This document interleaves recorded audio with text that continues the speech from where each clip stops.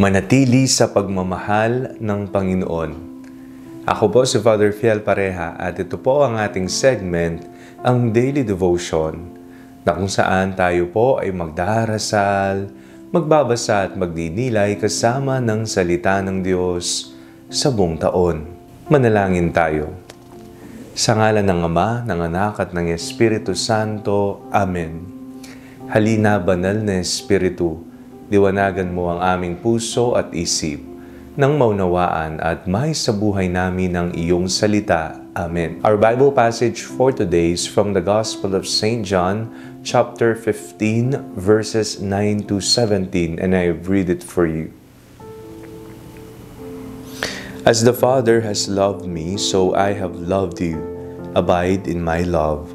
If you keep my commandments, you will abide in my love, just as I have kept my Father's commandments and abide in His love. I have said these things to you, so that my joy may be in you, and that your joy may be complete. This is my commandment, that you love one another as I have loved you. No one has greater love than this, to lay down one's life for one's friends. You are my friends, if you do what I command you. I do not call you servants any longer, because the servant does not know what the master is doing. But I have called you friends, because I have made known to you everything that I have heard from my Father.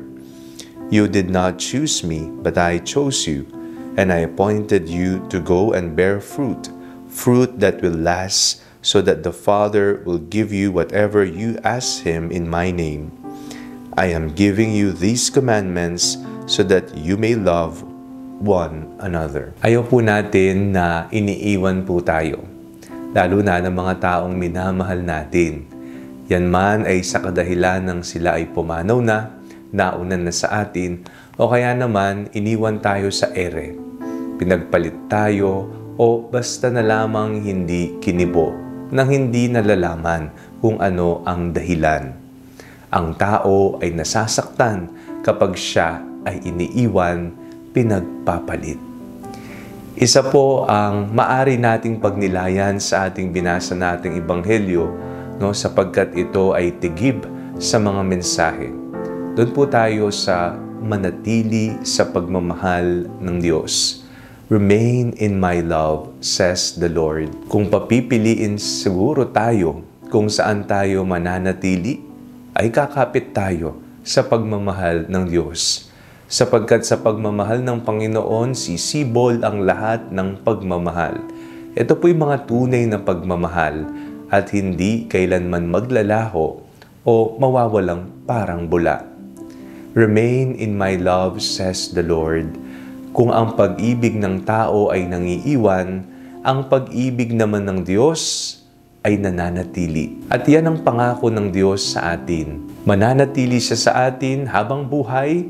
Isa ang panawagan niya sa atin.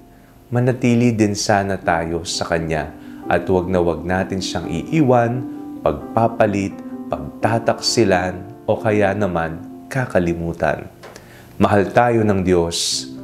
Mahalin natin ng Diyos. Manalangin tayo. Panginoong Jesucristo, salamat po sa pagmamahal na inyong ipinagkaloob sa amin. Amen. Sa ngalan ng Ama, ng Anak at ng Espiritu Santo. Amen.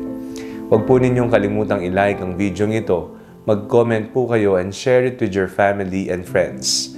Ang Panalangin Bago Matulog ay may sariling Facebook page na po. Huwag niyo pong kakalimutang mag-like at mag-follow dito, and do not forget to subscribe to our YouTube channel.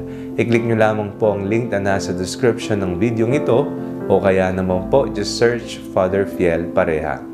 At kung nais nyo pong maging updated sa ating pagpapahayag, you can join our broadcast channel dito po sa ating Facebook page.